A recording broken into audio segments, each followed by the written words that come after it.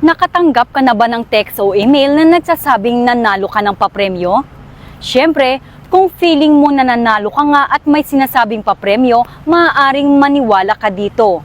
Sumali ka man o hindi, huwag agad maniwala dahil maaaring mabiktima ka ng tinatawag na lottery scam, na kung saan paniniwalain ka ng scammer na ikaw ay nanalo ng papremyo, kapalit ang pinansyal at personal na impormasyong hihingin sa'yo. Ito ang mga palatandaan ng lottery scam. Una, nakatanggap ka ng mensahe kahit hindi ka naman sumasali sa anumang papremyo. Pangalawa, hihingan ka ng impormasyon kapalit ng sinasabing papremyo. Pangatlo, mali-mali ang spelling at grammar ng mensahe. Pang-apat, minamadali kang magbayad ng taxes, processing fee o iba pang charges para makuha ang premyo.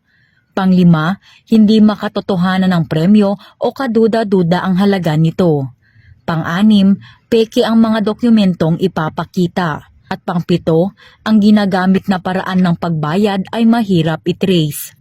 Upang hindi mabiktima ng lottery scam ay huwag agad maniniwala sa mga natatanggap na mensahe, lalo na kung humihingi ito ng kapalit na impormasyon o kabayaran.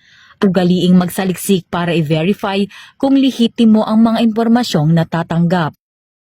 At kung naranasan mo ang alinman sa nabanggit na modus, ay i-report ka agad ito sa pinakamalapit na tanggapan ng PNP Anti-Cybercrime Group. Mula dito sa Campo Crame, ako si Patrolwoman Mary Grace Artizuela. Para sa iba pang mga cyber tips, i-like at follow ang official Facebook page ng PNP Anti-Cybercrime Group upang maiwasan ang mabiktima ng cybercrime.